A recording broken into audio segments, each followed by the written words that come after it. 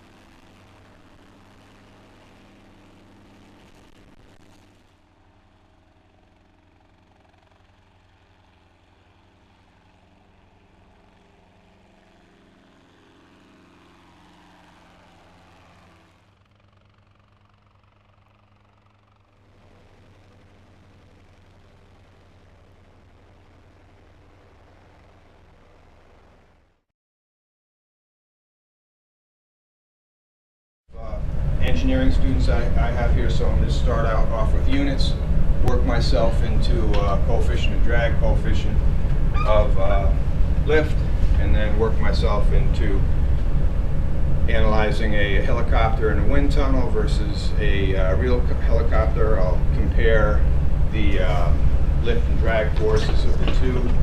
I'll talk about the helicopter experimentation that you'll be doing, and then I'll end up by talking about lift of a airfoil on a plane versus lift of a rotor blade.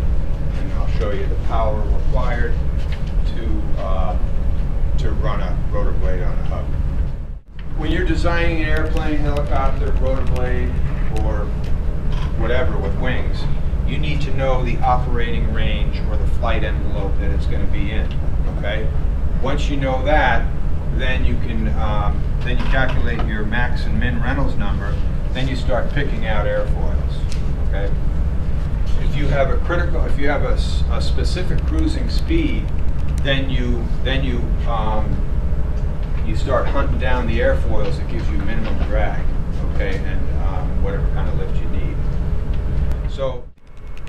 This one factor at a time, if you look at that experimentation that was done, that one factor at a time, to fully do the experimentation scheme, requires 576 individual runs or tests to be performed.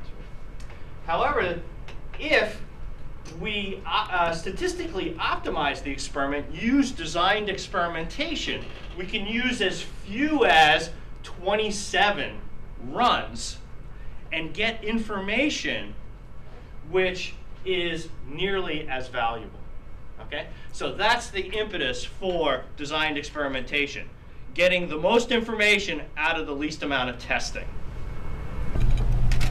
Now you'll be able to go back, and if you want more information about something, you're going to know where to go to get that information, whether it's involves UAVs, the paparazzi, free software, the tiny autopilot, the data radio, and all that UAV stuff. If you're interested in helicopters and you wanted more information about that, you learn quite a bit about, you flew one, you've had principles of helicopter flight. You were also exposed to wind tunnel aerodynamics, scaling, using a model to represent a real aerodynamic body. And again, now you'll be able to find the proper information to educate yourself even further.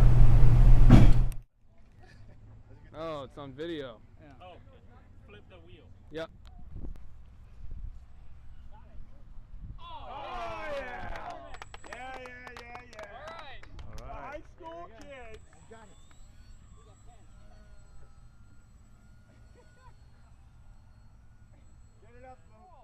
I mean, it responds nicely. You just have to be gentle on the sticks. Yep. And you can see though, very stable, very nice. When I'm careful, it does nice sweeping maneuvers. I like it. Yeah. And it's not difficult to. It's pitch stable, which is